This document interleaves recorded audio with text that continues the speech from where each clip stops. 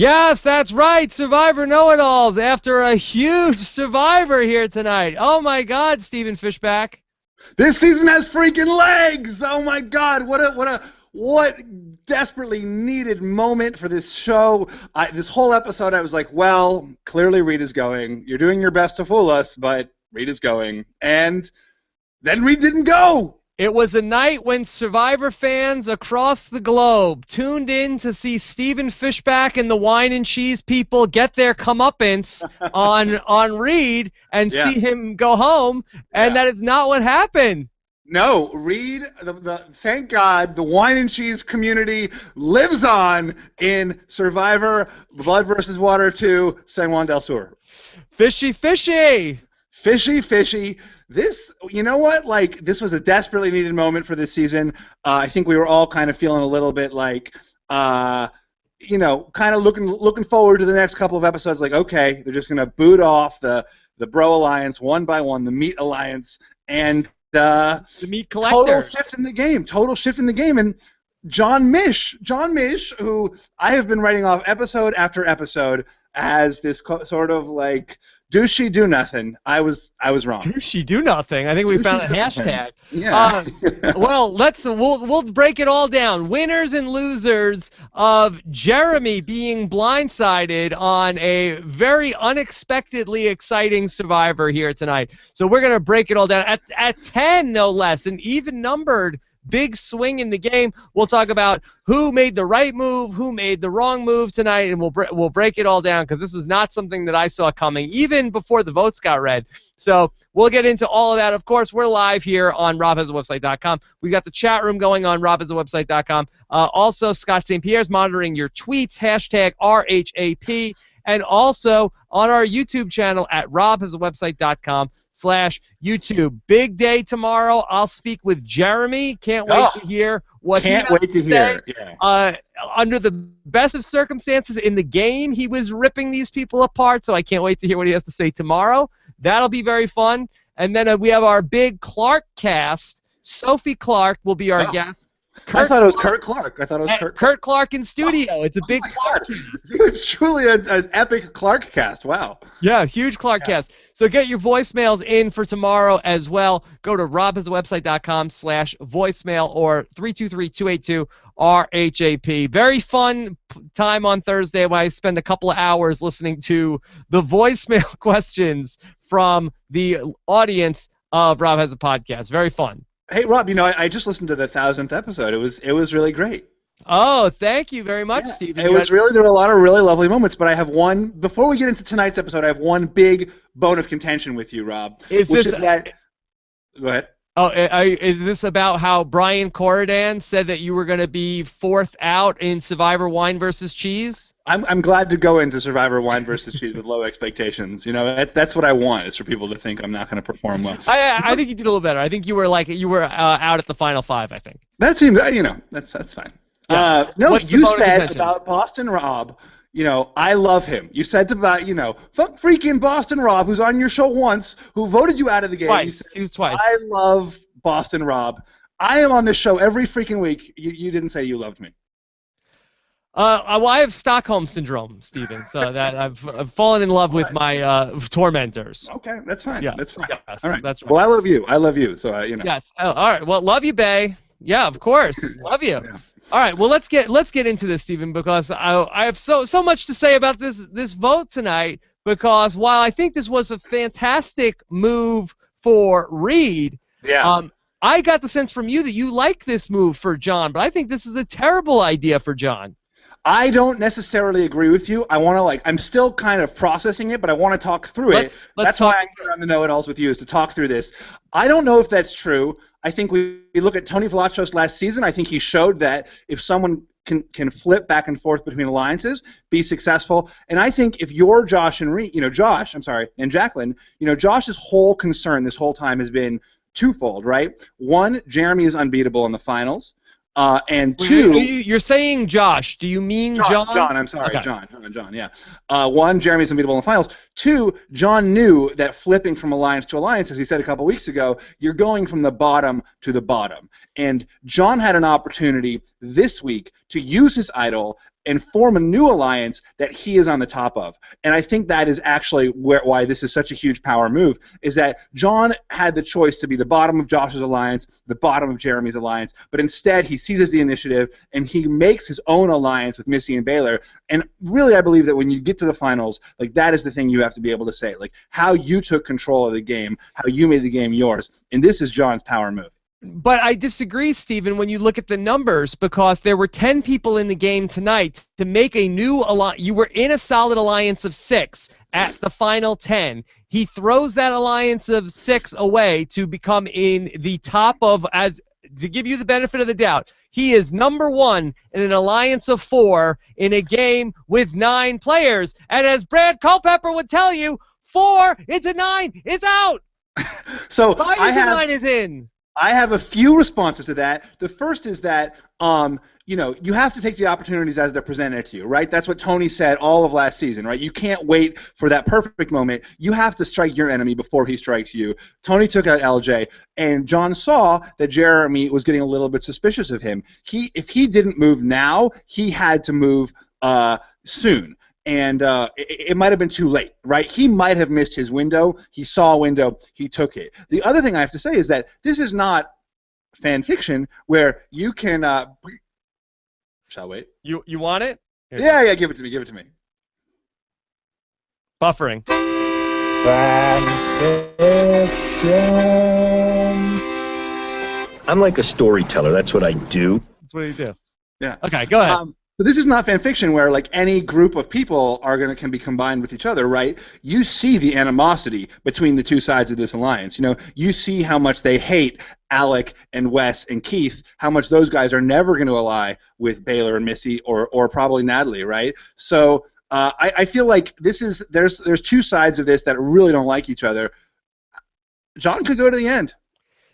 No, he can't, because next week, when the 3 people that you say hate Missy and Baylor, so Keith is still in the game with his idol. Keith, right. Wes, and Alec are still in the game, plus Right. Natalie, who's now can flip back over and go with those guys after they voted out. Like, after Natalie says, "What the F happened, Missy?" Shades of Lisa Lampanelli, and Right. then Reed can flip back and vote with those other guys. Like, Reed has all the power now. Right? They just voted against him. So, but look, I'm just saying, he if he wants to, he can. No, so there's it's not. I agree with you. There's the possibility that you can see another alliance that takes shape here, right? And it's what we said about Tony every single episode last season. He is playing a very dangerous game, and it is a very difficult and dangerous game to play. I don't think Jon is Tony, but are Jon plus Jaclyn plus Idol Tony? Like, maybe almost? No. Look. Jon plus Jaclyn plus Idols plus Llamas. They're not Tony. They're not Tony. Where are you getting this Tony from? That Jon is all about sandwiches, not winning the game. Yeah. I think Jon, just because he's so doofy, we've been given Jon short shrift. And I think that, every episode, Jon has some confessional, like, I know watching past seasons of Survivor that if you do this, this is going to happen, or if you do this, this is going to happen. Jon knows the game. And, yes, he's a goofball. He's a terrible liar. Every lie we see him, it's, cringeworthy. Sending Jeremy to exile was a terrible strategic move. But he solved it by voting Jeremy out. So, look, I agree with you in theory. It is a flipping now, you're putting yourself in a very dangerous position, but it's not a position where you are or I think he's necessarily lost. He has decapitated the 2 biggest alliances on this season, and that gives him room to create a new thing. No, I disagree with you so much that he made his mistake worse. That his initial mistake was not being his initial mistake was, 1, sending Jeremy to Exile Island, because he's like, oh, I forgot, Jeremy's not dumb. Oh no. And we'll leave alone who might be dumb in this equation. But he forgot. Okay, so I forgot Jeremy is smart. He was very excited about the yacht. We'd all be excited about yachts. It's a very human mistake. I was so excited. And then 2, then he could have come clean with Jeremy. He could have said, okay, good. Jeremy tested him, and then he failed the test. And then he realized, oh, I failed the test, and now I have to vote out Jeremy. So the cover-up was worse than the crime, Steven. Well, I mean, let's agree that like when the crime is made, right? Like when Jeremy goes to exile and comes back, Jon kind of like voting him out is not a terrible response to that screw up, right? Like with Jeremy like sniffing around and being like, I think Jon has the idol, I think he's lying to me, like that is danger. The other thing is like Missy used to be like tight with Jeremy, right? And Missy says that. Missy says, Jeremy has been my #1 ally since day one. And I think there's a real importance to having the tightness of the bond, to being like top ally.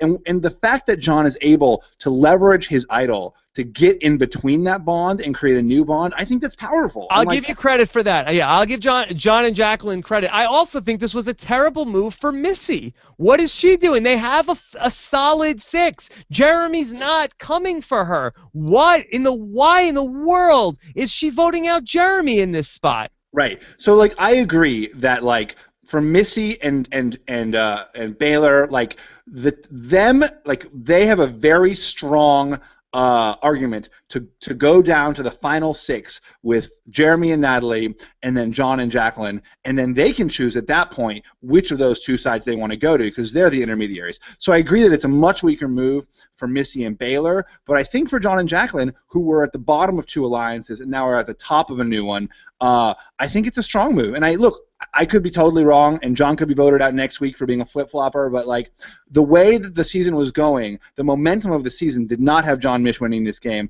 and now I think he's got a shot. I don't know. I'd say Jaclyn has the shot. I don't know I think Jon is going to be too much of the lightning rod along the way.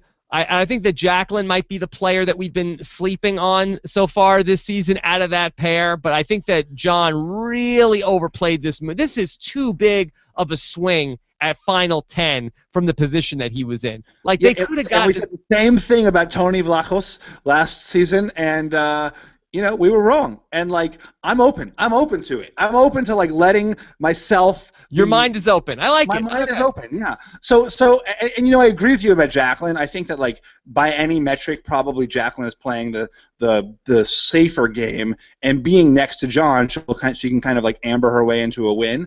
But and that doesn't, and that doesn't take anything away from her. Like, I think, Jaclyn has made some very smart moves. Well, my brain just stopped. Because you're like Jon Misch right now. Yeah, you're like I'm still in the Jon Misch world. Yeah, take it on his brain. Like the fact that Jon has had all these confessionals about his dad with cancer, I feel like that might be a winner's edit. And I've said the same thing about Josh, and I said the same thing about a lot of people. And I'm very skeptical to say it now, but it could be. Yeah. All right. And look, I've gotten on Jon. We've gotten on Missy. I think we need to get on the Keith, Wes, Alec, because I'm not sure what they're doing either. Now I didn't get the exact vote. It goes by very quick at the end, and I might need somebody to refresh my memory. But it seemed like that those guys are voting for Reed in that spot. Are they coming in thinking that there's an idol split? I mean, why aren't those 4 people voting together if there's a potential idol split? I think they're thinking there's an idol split. Maybe they think there's like a 4-2 idol split, and that by voting for Reed, they keep themselves and don't have to play the idol. I think that's actually a pretty smart move. But there's 6, so they don't think that it's a 3-3 idol split? Yeah, I think they probably think it's a 4-2 idol split, or they're being cautious about it. I think that's good for them, right? Like if they don't consider Reed a fundamental part of their alliance, they don't have to play the idol. I think that's a pretty good move from the guys. Yeah. All right. And what about Keith not playing his idol? Clearly the right decision. I mean, and it would have been the right decision even if the guys, hard to say what would have happened, right? What the split might have been. Would it have been 3-3? No matter what, by voting that way, they keep the idol. Yeah. And Jeremy and Natalie, they're also voting for Reed in that spot? I guess they're voting for Reed or Keith, right? Did they vote for Keith or did they vote for Reed? I'm not sure. They must have voted for Keith, right? Yeah, in the chat room, let us know what the votes are, just so we have this accurate. Because if the Keith, Wes, and Alec, they vote for Reed, and Jeremy and Natalie vote for Reed, that's 5 votes for Reed. Yeah, so they must have voted for Jeremy and Natalie. Oh no, in fact, I'm almost positive that Jeremy voted for Keith. So I think Jeremy and Natalie must have voted for Keith, and yeah. So why are Jeremy and Natalie going in on a potential swing vote if there could be the other 4 people could then band together? Well, I think they don't imagine that possibility, right? Like they think that their alliance is strong, like they just gave up their rewards for that alliance, and they think that they're like solid. Great. Let's talk about giving up the reward, because this was, we were talking about it on Twitter, and we didn't think it was going to come to, the rooster was going to come home to roost this quickly, Steven, because this is one of the classic examples now in Survivor history of people doing a noble gesture for another person. They think it's going to pay dividends, and it comes back to bite them in the butt as soon as possible. We talk about this a lot in the 49 Laws of Survivor, available. You could hear Steven and I talk about this at length. robhasawebsite.com/49laws. But Steven, between Yowman gives the card to Dreams in Survivor Fiji, thinks that's going to pay dividends. It does not. Lex, he does a favor for Boston Rob. He thinks Boston Rob's going to save him after the merge. He does not. Survivor Karamoan, you have where Brenda goes and looks for Dawn's teeth. Yeah, and that's gonna help her, and it doesn't. And she gives over an award too. Like she wins a reward, and she can either take Dawn or give it over to the rest of the group. And she says she gives it over to the other group. Yes.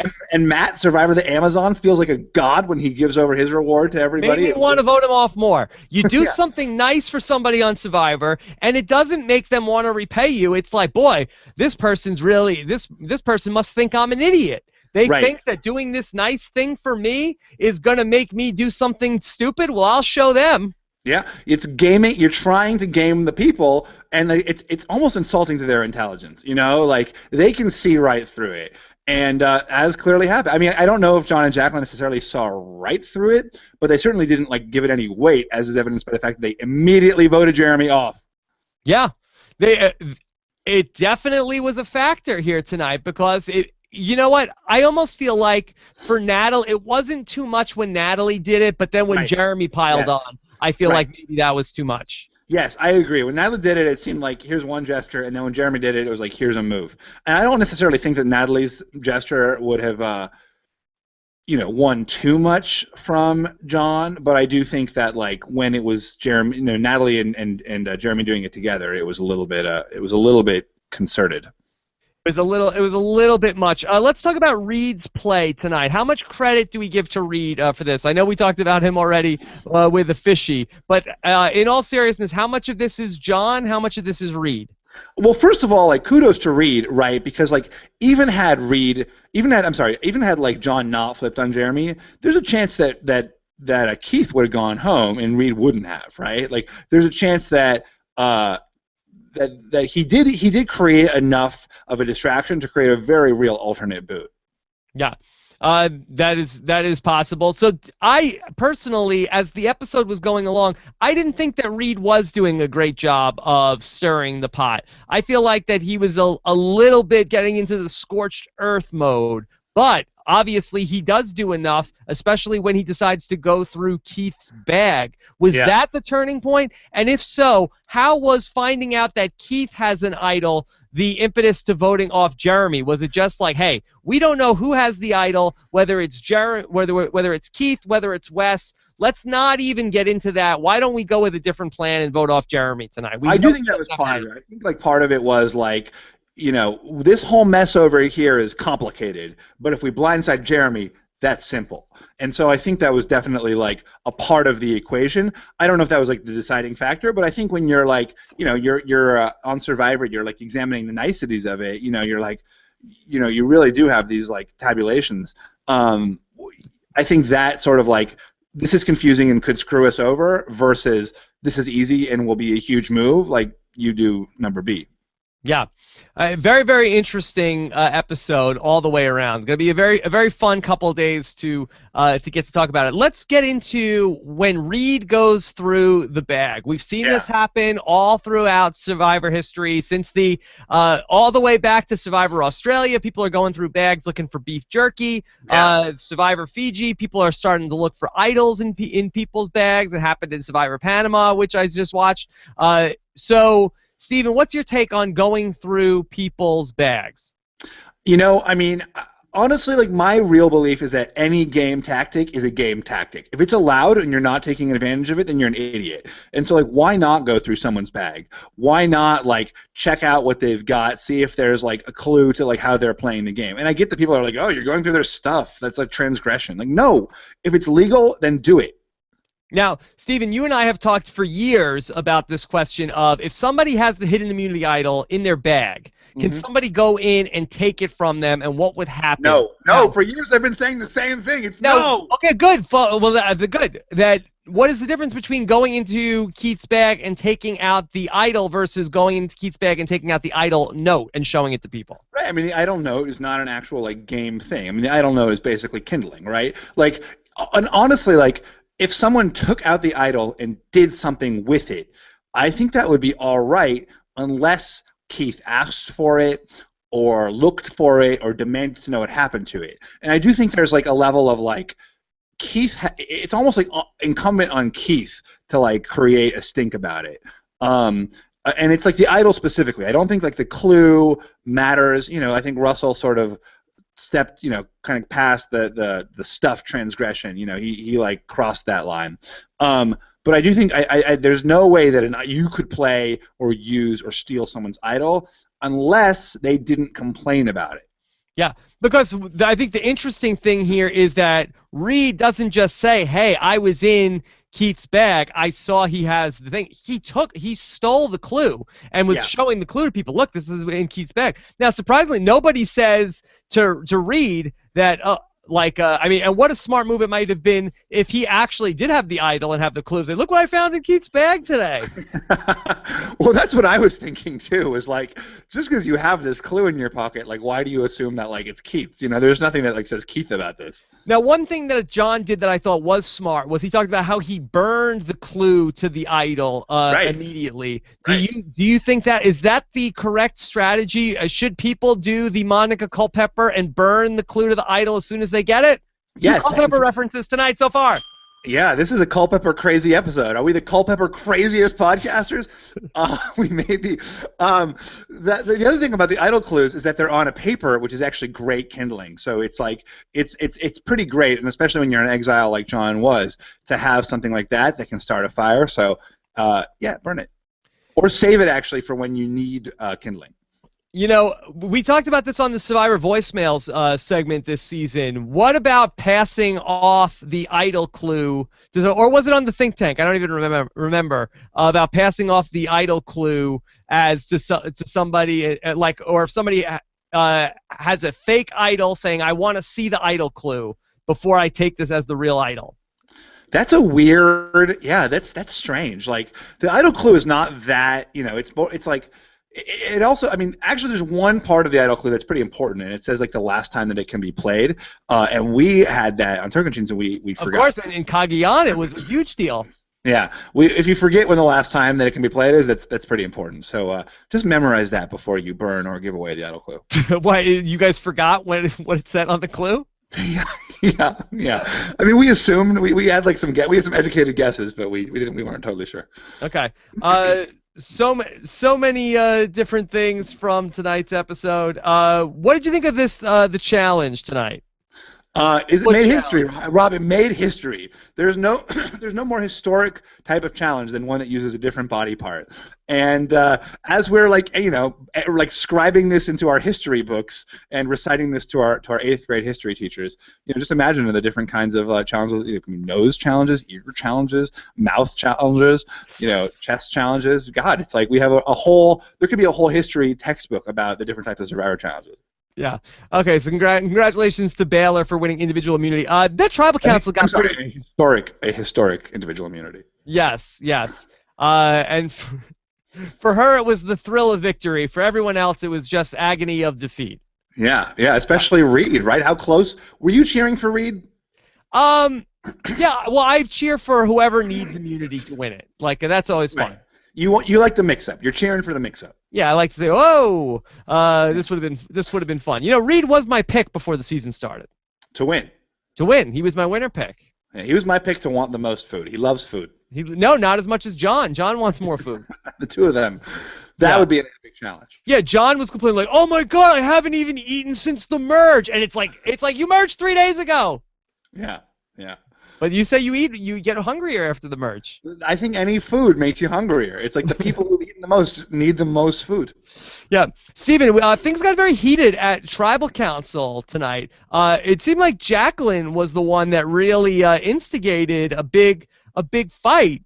And she talks about how, and really it's kind of crazy that they came into Tribal Council gunning for Jeremy, but Jaclyn picked the fight between Wes and Keith. Isn't it crazy that Keith has not spoken to the girls except in passing? Yeah, it really was that is crazy. But again, we've said that, you know, Keith is not a strong player. I know that Josh Wigler is a nail mail, but I am not. I'm out on the Wes and Keith as winners. A nail mail? Yeah, he's a nail man. Oh, is that their last name? Yeah, they're the nails. Anyway, so as far as nails too.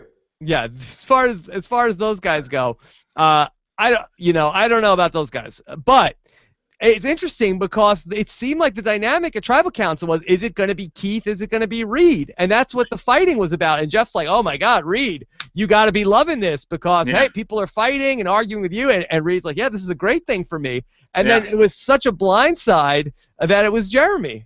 Total viewer blindside. This was a great episode because, like, they made it clear what the reasons for Jeremy were. We knew why this was happening, but it was still a complete surprise. I think this was an incredibly well-produced episode. I thought this was a setup that Jeremy was going to get voted out next week. Yeah. Well, you know what? I honestly thought that, like, when I was listening to Jon talk about it, I was like, oh, my God. He said to Missy, you know, we need to get Jeremy in the next couple of tribals. And I was like, you are digging your own grave, buddy. Like, you're saying the next couple of tribals. That means, like, A, you've broken faith with your alliance, and B, you haven't actually executed the hit. So to, like, talk about the hit and not execute it is the weakest thing you can do. But it turned out he made it happen. Yeah. Okay, we'll see exactly how that goes. I know we're gonna have so many questions here on this is huge.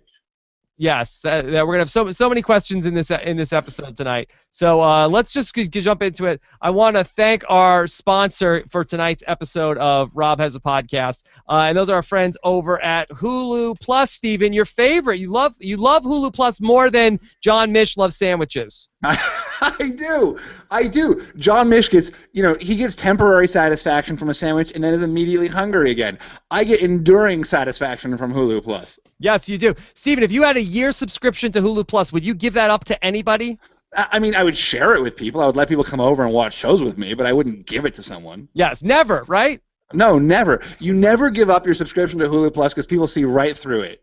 That's right, because right now Hulu Plus has all the current season episodes of your favorite fall TV shows like Sleepy Hollow, Bob's Burger, Once Upon a Time, Brooklyn Nine-Nine, Revenge, The Mindy Project, and Modern Family. And boy, there is no more Modern Family than Baylor and Missy, right?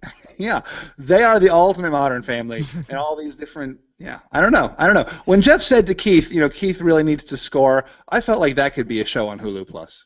Keith trying to score. Yeah, well, you want to see a Keith dating show added? I think a Keith and Wes like bro son and father show. That would be something. Not only would I watch it, but again, I would look at the recommendations for other shows like it, and that's you wouldn't even need it. There's so many shows on Hulu Plus. You wouldn't even need a show like that, Steven, because you can catch up on all your favorite fall TV shows on Hulu Plus. Now, you've probably watched Hulu on your computer, but Hulu Plus is much more because you can watch every episode of shows like South Park, Family Guy, America's Next Top Model, Keeping Up with the Kardashians. Mm-hmm. I know that's one of your favorites. Plus, all of the Real Housewives. I feel like Missy would be a good addition to Real Housewives. Real Housewives They don't have to do a Texas one, do they? No, but she would be, I feel like, good like on one of the cheerleader shows. You know, she's like one of those tough like cheerleader doyens who like rules the cheerleader roost with fear. And I think the show would go to that. But you know, the great thing about Hulu Plus too is I mention this week after week, but the fact that you can start something on your computer, sample it, and then like you go to your TV app and it knows what you've already started watching, and you can pick right up. I think that's amazing. Okay, with Hulu Plus, that's freaking technology. With Hulu Plus, you're in total control, much like Steven says John Mish is, to stream as much as you want whenever you want, and you can binge watch all of the seasons you're behind on. For only $7.99 a month, watch your favorite fall shows anytime, anywhere. You can get the hookup for all of the subscribers and listeners of Rob Has a Podcast for a free 2-week trial when you go to huluplus.com/Rob, because 2 weeks is better than one. Go to huluplus.com/Rob and get the extra free week, and they'll know that we sent you. You get a better deal and help support the podcast. huluplus.com/Rob for a 2-week free trial. Okay, let's get into your questions here tonight. I know we are going to have very many questions tonight on the show. Oh, I've got a great one. I'm looking at Twitter right now. Can I start it off? Go for it. Alex Wilpin wants to know, do you think Jaclyn Schultz picked a fight with Keith to throw Jeremy off the scent? What do you think? That's a really good question. I think that really could be the case. That's really freaking smart. Boy, Jaclyn would be one hell of a player if that's the case. I know it says she's underrated, but I wonder if she might just have a problem with them. We saw last week on the episode, there's no love lost between Jaclyn and the alliance of the Nails plus Alec. And I think that might be the case. Did you feel like John's argument was making sense? Wait, the argument about like how they had not talked to Jaclyn at all? Yeah. I think that's pretty compelling. You know, like I think that like if your girlfriend is being completely disrespected, like obviously you're not going to like trust those people, right? Like this is like anyone, you know, of course. I mean, if I was on Survivor with my significant other, though, I don't know if I would necessarily have an issue with the other people in the alliance not going to Nicole to talk strategy. Like I think I might be like, you know what? Listen to me. I'm driving. Nicole's in the back seat of this game. You come talk to me. No, it's good for you as a player, but as like a husband, it's not as good. Okay. Maybe if we're like at a dinner party and Nicole's like, oh, nobody talks to me or anything. You know, okay, maybe I'd be annoyed then. But on Survivor, that's not my reason for voting people out, is that they're not going to Nicole with strategy talk.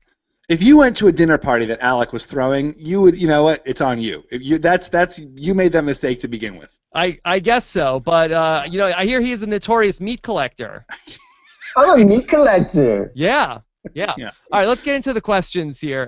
Start with JJ Rules 07 says, with Baylor winning immunity, is she now driving the bus? No. No. I think Missy is. Yeah. No. Missy's the one calling the shots for that duo. I mean, I think it was extremely telling. We didn't see any reaction from Baylor about any of this. Like, Baylor was nowhere to be found in the decision of where do we vote out? Do we vote out Keith? Do we vote out Reed? Do we vote out Jeremy? Baylor was off, in some sticky situation, nowhere to be seen after she won immunity. Yeah. I don't think Baylor is driving anything. No, she's not.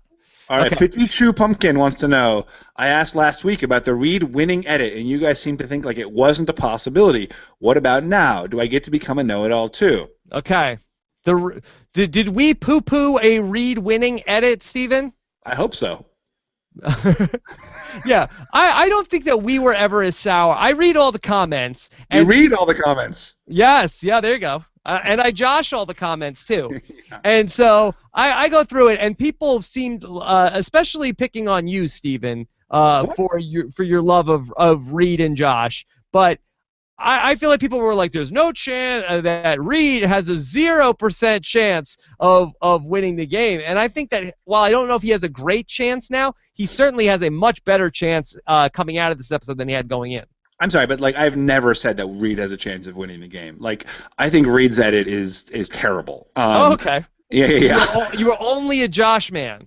I was a big fan of Josh's edit, and like I deserve all the hostility I might have received for that because I was like 100% Josh has got the winner's edit. I honestly like to take big swings and like to be completely wrong. But I also don't mind. Like with John Mish. Yeah, exactly. Like with John Mish, that's exactly right. So if I'm completely wrong about John Mish, like, so be it, and like, please come at me, bro. But yeah, no, I never have said, nor can I possibly imagine that Reed would win based on his edit now, which has been like, I like food, and I went through Keith's bag once. Okay. It's gonna be very, very fun. This could be a big shakeup in this game. Yeah. All right. Very eager to see how this plays out, because I think that Reed definitely is in a great situation right now. What's Reed's next move? I mean, I think Reed's next move is to flip back, right? Like, the move is to bring. I mean, it's basically what you were implying, right? It's to like team up with Natalie and then bring back the bros and vote off the Jon, Jaclyn, Missy and Baylor alliance. Is that the better move, or is the better move to vote off, a couple more people? Vote off, say, Natalie next. Should he stick with those people? Voting off Natalie seems like the worst possible move, because, like, she's his room to play, right? Like, you've got a solid 3 with Alec, Wes, and Keith, and you've got a solid 4 with Jon, Jaclyn, Missy, and Baylor. Like, Reed needs Natalie, and he needs to like join up with one of those twos as the sort of swing votes and be like, we can come with you and screw over that other group. I mean, would it make sense for Reed to sort of stick with Missy and Baylor potentially and say go down to the final 3 with them? It wouldn't make a lot of sense for Missy and Baylor at that point, but should he at least maybe ride this to 7?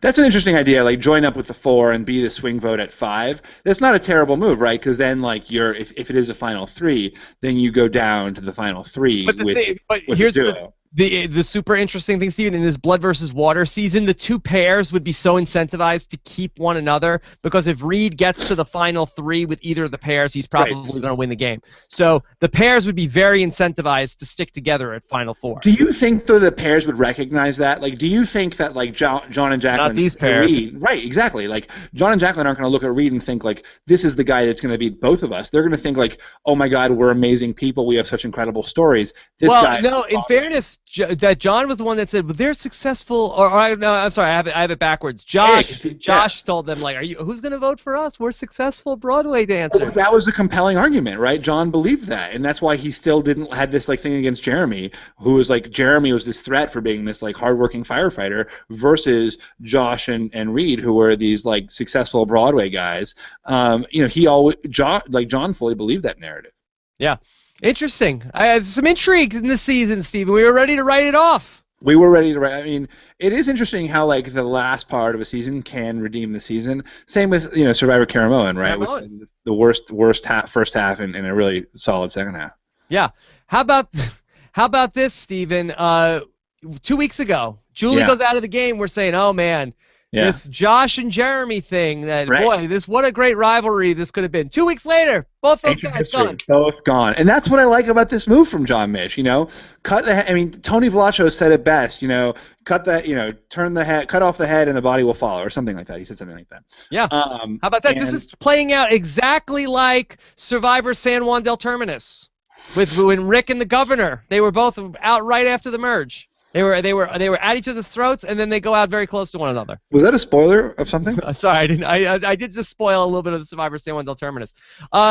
Steven, how about I'm reading in the chat room. Jorge Alvarado says, "I'm not liking Rob's coverage. He's just throwing stuff at the wall like Reed working with Baylor and Missy." Steven, am I just throwing stuff at the wall like Reed working with Baylor and Missy? I mean, I wouldn't call it throwing stuff at the wall. I would call it fan fiction. It's not fan fiction. It's fan truth. I just watched the episode. Reed goes to Missy and Jaclyn with the clue to the idol. He does. Reed goes to... It's not a story. I'm like a storyteller. That's what I do. I just saw it happen. It is true that Reed did that. But that doesn't mean that they have an alliance. And Missy's P.S., like, Missy's response to that was like, so if Keith has the idol, perhaps that's something we should think about. Like, yeah, that's something you should think about. That's a big thing that you should think about. He voted with them. He voted. Did he? Who did he vote for? Reed voted with the 4 of Jon and Jaclyn and Missy and Baylor. That's not he voted crazy. for Jeremy? Really? He voted for Jeremy? Yes. Oh, wow. It's not fan fiction. You're giving. I thought you gave him the fishy because he voted with Jeremy. No, I'm giving Jon the fishy. Okay. Jon is the one who turned the game on its head. All right, but not necessarily in a good way. Reed just wanted some more food.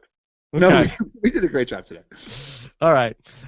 So Dominic Pell says, is it just me, or was the episode building to the expected vote off of someone from the Reed Alliance? Yes, that's why we're saying it was good. Yeah, the expected vote from someone from the Reed Alliance, specifically Reed. It really looked like Reed was going home, and to his credit, he did enough, and then other factors happened where he did not. So, like, what else can you ask, man? Reed did a great job. Yeah. Stop impugning Reed, people. All right. Bus McRider wants to know, do you think that these newbies are learning faster than people are giving them credit for? After 22 days, Steven, have these people figured out how to play Survivor? I think it remains to be seen, right? Like you say no, and I say yes. I think the Mish team Mish I think that was a pretty smart move from them. I don't think Jon is a great liar. I think that together, and the other thing is, like, we have to remember, like, it is a huge bond that these guys have, and the ability to play together, riffing off of someone who you can completely trust, like that, like, elevates your brain, like your Survivor brain capacity, like, quite a bit. To like be with someone who you completely trust. How many alliances are there where that's the case? Like none, basically none in the history of the game. Except these blood versus water seasons. What about you and JT? No, of course not. Like, he knew that I wanted him out, and I wanted him out. Like, we didn't completely trust each other, but we had to work together. Like, Jon and Jaclyn, like, they completely trust each other, and that is a rare thing. And that's why I think that, like, that level of trust is more than just two people working together. It's a level of comfort where you can really, like, come up with maybe even Blush-worthy ideas. Whoa. Yeah. I really like the alliance between Jeremy and Natalie. I thought that again, hindsight 20. Well, I didn't say it was I wouldn't say it was hindsight, because I tweeted at the time that I thought that was it might be a little too cute when Jeremy was so giving of his reward. But I really like those two as a pair together. Yeah, I did too. I really did too. Would you say it was like the Tyson and Jervis? Yeah, I would say that's probably a fair comparison. And I do think that, even though she's down in the numbers, I think that Natalie has played really, really well, considering that her identical twin was the first one to be voted off, and it looked like, oh my God, what are these twinnies doing? Natalie has been a very strong player this season. No, I've really liked Natalie throughout. I felt like she's made a lot of smart decisions on the margins. She's done a good job of kind of like playing from behind. Last week when she sort of like needled at Jaclyn about how the guys were treating her. This week I think we both kind of liked her move more than we liked Jeremy's move. Overall I felt like Natalie has been playing a really strong game, and I hope she does well. Yeah. I thought Jeremy and Natalie were going to be like a Malcolm and Denise here, and maybe take this thing to the end. I thought so too. I really thought so too, but clearly not. Yeah. Also, sorry. I'm not sure this is the right place in the show, but Jeremy, very handsome man. Oh my God, he's so ripped. Jeez, it's crazy how just like giant and ripped he is. Very strong contender for Mr. Survivor. Yeah, that's great. I hope he does well on this. Remind me, Steven, I want to talk about hot guys at the end of the show also. All right. Humberto Urrutia wants to know, so with Jeremy and Jon, what? Very nice pronunciation. Oh, thank you. With Jeremy gone and Jon getting Dodo music. Dodo music. Dodo music. All right, no hyphen in Dodo. Dodo music all the time. Who can we see winning? Hashtag Muffin looking good. Hashtag. Steven. Is Muffin getting the winner's edit that you love so much? Josh is getting the winner's edit. Josh is gone. Yeah, still, anything can happen. I bet if Josh was like, Jeff, can I barter my seat on the jury for a place in the game plus this jar of peanut butter, Jeff would consider it. Okay, but what about Muffin's edit? No, I don't know about Muffin. Muffin's had an interesting edit. I mean, honestly, like, I don't know. I'm so confused. I'm so confused. Yeah. It's interesting. She was in a good spot. I've said earlier, I don't like the move for her, but it's not the end of the world necessarily for Muffin. I think Jon is going to get voted out before Muffin does. I think Jon might not get voted out before Muffin does. Do you want to make a wager? Okay, what's the wager? I mean, the wager is the title of Best Know-It-All.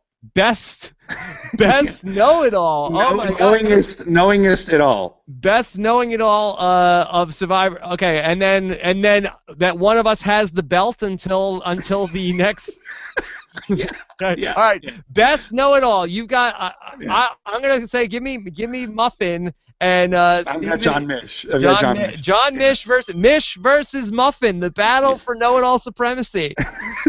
Oh my God. Yeah. Oh my God. All right. What does Muffin think, though? Like, Who's Muffin? Yeah. Okay, I got Muffin. Devin Priester says, why didn't Muffin blindside Jon knowing he had the idol so he can't use it against her at a later date? I was thinking of this as it happened. I'm like, boy, did Jon really overplay this? Tell Muffin he has the idol, and then Muffin goes back and says, boy, Jeremy is my better ally. I'm going to blindside Jon. I thought that really could happen too. But I do like the idol as a tool to build alliances, like more than as a one-off tool to sort of save yourself for a vote. And I think Jon played it really well in that way. Like I think that's the way that Russell played it. That's the way that a lot of people who have gone really far in the game have played it. I'm referring to myself as a tool to like build an alliance rather than as just sort of a way to save yourself. So yeah, I think for Missy, I think when Jon comes to her and says, "Boy, I really got this Jon eating out of the palm of my hand, literally at times this season." Yeah. I think that I'm not sure if Jeremy is coming to me and doing this. Yeah. No, I agree. I think that Missy liked that sort of move from Jon of like kind of like showing her respect, and it seems like that's what Missy wants, right? Like she wants to be running things. She's used to being the one who's like, in control of like her cheerleading squad. She wants to be the one in control, and like maybe she feels like with Jon she has more control, and with Jeremy she had less control. Yeah, that's fair. Let's go to this question from Christina, who says, question, is Alec a GOAT at this point, or would his old alliance vote for him regardless if they're all gone? Are we talking about Alec as a potential jury GOAT? So is Alec a Fabio? Like, could Alec be the one who like the Dan Lembos vote for? No, Dan Lembo would not vote for Alec, even if he promised that he would twit him every day after the show. No, that Alec is not a likable person like Fabio/Judd. Yeah, I agree. I don't think Alec is winning this game. I don't think. I mean, is he a tribal council GOAT? That's actually not. Yeah, I think that's more likely. Yes. He is a meat collector, not a vote collector. That was pretty good. He's not a vote collector. Yeah. No, he's such sourpuss, Alec. We haven't seen a lot of Alec since his big screw up last week. Yeah, but who would he be a GOAT for? Like, I can't imagine that Missy and Baylor, they don't like him. They're not going to take him to the end. But Jon and Jaclyn do. Yeah, Jon does, right? hates him. Does she? Yeah. But didn't Jon spend like a time at exile with Jon, him? Jon, I think, is sort of agnostic towards him, but it seems to be pissed off about how he treated Jaclyn. If anything, he would be a GOAT for Keith and Wes. Right. But I don't see the scenario where Keith, Wes, and Alec get to the final three. That would be the greatest final three in Survivor. Well, I'll tell you the scenario. It's that Reed goes back, votes with Keith, Alec, and Wes next week with Natalie. They get down to the final five. Reed and Natalie are out at 4 and 5, and then there you go. And then your winner of Survivor is Keith. Yeah. Yeah. Yeah. And it's the final nail in the coffin. The crazy thing is I can actually kind of see that happening. There's a lot of different scenarios that could happen this season. You can make a fan fiction, Steven, of almost any player in the game winning at this point. Yeah. Not Alec. Not Alec. But we just got him to the final three. Not really Reed. I mean, you could make a fan fiction about it, but like his edit is so bad. And poor Reed, like he's such a smart, great guy. And so handsome, but like I don't see it because you want to talk about handsome men. Okay. You want to say? Let's do one or two more questions, and we'll talk about. Murphy wants to know, Rob Cesternino, I don't get why people are complaining about Jon and Jaclyn. I'd rather see this than no flipping till the final 6. Oh, I'm not complaining about the TV. I am writing love letters to Jon and Jaclyn for making this move. Let me write it right now. Hey Siri, write an email to Jon and Jaclyn. Dear Jon and Jaclyn, you guys are fantastic. Thank you so much for making a move that I don't think was in your best interest, but is in the best interest of Rob as a podcast and Survivor Know-It-Alls. Sincerely, your Survivor brother, Rob Cesternino. Thank you. Cosign Steven, best know-it-all. Yes, best know-it-all. Jorge, okay, has a question. If Jon didn't vote Jeremy out now, how likely was Jeremy to go after Jon the following week? Jeremy expressed that he didn't trust Jon, so Jon got him first. But do you think Jeremy was coming after Jon next week? I don't think it was long, right? Like, you know what? I think that maybe Jon had a week or two left, but Jon was at the bottom of that alliance, and Jeremy not trusting Jon is terrible for Jon, right? Like, that moves him from being like a potential swing later to like a target earlier. But he dug his own grave with Jeremy. Yes, he played that terribly. I think we can all agree about that. Yes.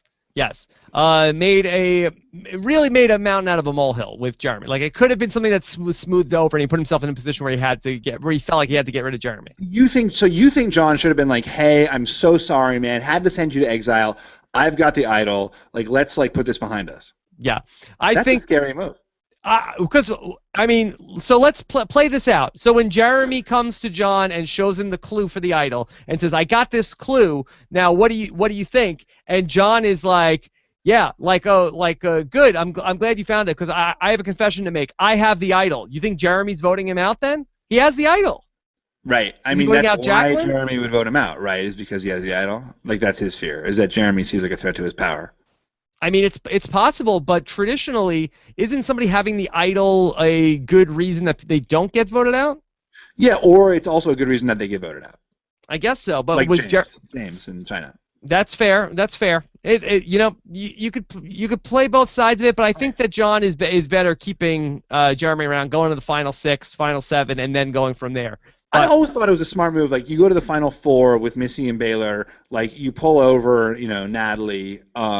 Or and then but like I think that was a very clear path for the two of them. But Steven, okay, go ahead. Let me finish. It did look like Jeremy was tighter with Missy, right? Like, it looked like that 4 was the tighter 4. But if you go to the final 6 if Missy was ready to vote off Jeremy at final 10, couldn't they have gone down to the final 6 and voted off Jeremy and Natalie at final 6? Yeah, but again, like, it's easy to project knowing that Missy now is willing to vote off Jeremy. I don't think I think the perspective was that like Missy and Jeremy had this incredibly tight thing. We have an opportunity now with this idol to turn Missy against Jeremy. Maybe that opportunity is not there later on.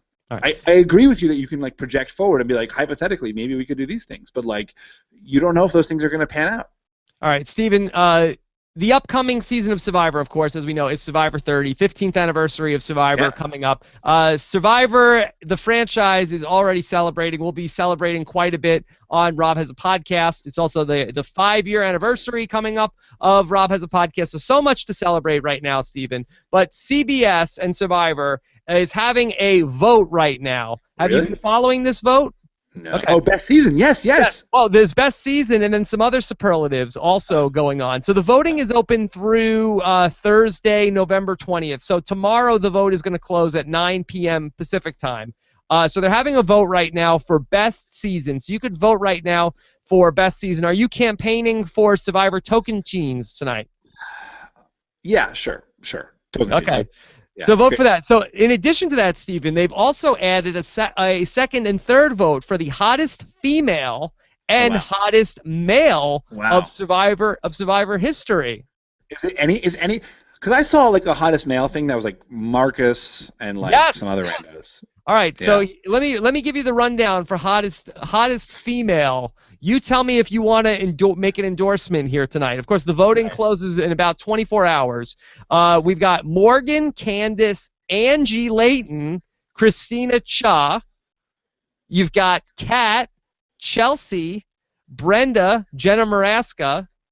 You've got Amber, Whitney Duncan, Natalie Tenorelli, Nat 10. You've got Parvati. You've got Amanda Kimmel. You got Natalie White. You got Monica Padilla. How about some Sydney Wheeler action, Steven? Is she not on there? She is. Oh, she is on there. Okay. I'm telling you the people. Is it Candace Cody or the Candace from my season? Candace Cody. It's not Candace Smith? It's the artist formerly known as Candace Woodcock. So everyone knows that the also, actual four more. Also, Amy Cusack, Danny Boatwright, Liz Filarski, and Heidi Strobel. The hottest survivor ever is obviously Sydney Wheeler. Nobody has if you debate that, you're insane. But Candace Smith, it's a travesty that Candace Smith is not on that. Obviously the answer is Sydney Wheeler. And many snubs though, and that's such an odd list. It is a weird list, but they included the hottest one ever, so good for them. Where is Kim Spradlin, aka Kim Spradlin? Where's Courtney Yates? Well, not snubbed. Snubbed. That's outrageous. That is outrageous. Lots of so many snubs. There should be a writing campaign for Courtney Yates. Where is our Miss Survivor, Andrea? If you're a real Survivor fan, you should vote for Courtney Yates as a writing candidate. Survivor tweet Courtney Yates. Because she's the hottest, and she's got the best personality. She's the smartest. She's the cleverest. Come on, guys. Yeah. So many bones to pick with this list. Let's talk about the hottest male castaway, and I'm talking about this here because by the time I do the podcast tomorrow, the voting will be closed. So I want people to have the opportunity to vote. Right. All right. Here we go. Steven, are you ready for this? You'll have a hard time here with this list. Okay. All right. Here's your list for hottest male castaway. We're gonna kick it off with Young Woo Hwang. Yeah, very, very nice looking young man. Okay, you've got LJ. Oh my God! All right, sold. Yeah. Yeah. You got Hayden Moss. He's very handsome. You got John Cody. Nice looking gentleman. Mr. Survivor, Malcolm. Tim Lemus. Oh, okay. Yeah.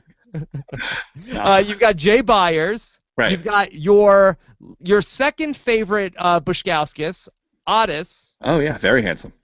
You've got Albert Destrade, an Albert Destrade sighting.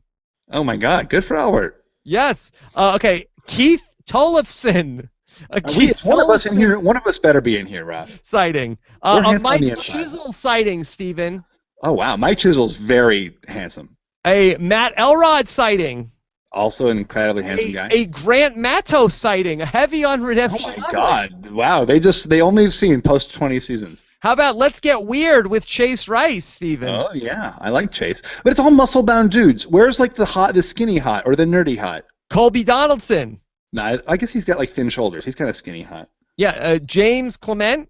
Not skinny hot. How about a bare naked Brendan sighting? Brendan is very handsome, not skinny or nerdy hot. A Marcus Lehman sighting. Same criticism. Ozzy. Yeah, I feel like that's kind of alterna hot. Okay. A Yule sighting even. Oh yeah, Yule. And the 20th hottest guy or rounding out the field of 20, Bobby John. Oh wow. Huh. How do you like that? No people, what about hotness based on personality, based on wit, based on charm, based on glasses? Yeah, Steven, we were snubbed for hottest guy. This is outrageous. No JT. Yeah. No JT for hottest guy. No Tyson for hottest guy. All of our friends were snubbed. Well, I'm putting my votes behind LJ. No Vetus. I've seen. Look, Google Vetus if you want some hot pictures. Google Vetus if you want hot pictures. Right, that's right. No Dan Liu. Where is Dan Liu, Steven? Dan Liu is jacked. That guy is huge. That guy is hot. Yeah. I don't know. Where's Tyson? Tyson is a beautiful. Tyson? Very handsome man. Write in Tyson when you're writing in Courtney. Courtney and Tyson for hottest survivors ever. That's my vote. Write-in vote. Where's Abby Maria for the write-in vote? Right. Courtney is the write-in vote. So Steven, so many bones to pick. Where's Spencer? Which Spencer? There's so many young lad could be included. Oh, that yeah. Okay. Tyson though is very attractive. Yeah, that was a real snub, a recent winner. Yeah, a recent winner and a very handsome, beautiful human being. Beauty, brains, and brawn. Alex Wilpon saying, "Where's John Fincher? Where's Boston Rob of all people?" John Fincher is a poser. Oh my God! So many people that were snubbed here on this. So all right, so. A lot of fodder for you guys to think about for hottest guy and hottest woman. No, there's nothing for anyone to think about. It's Courtney and Tyson. Courtney and Tyson. Okay. And me.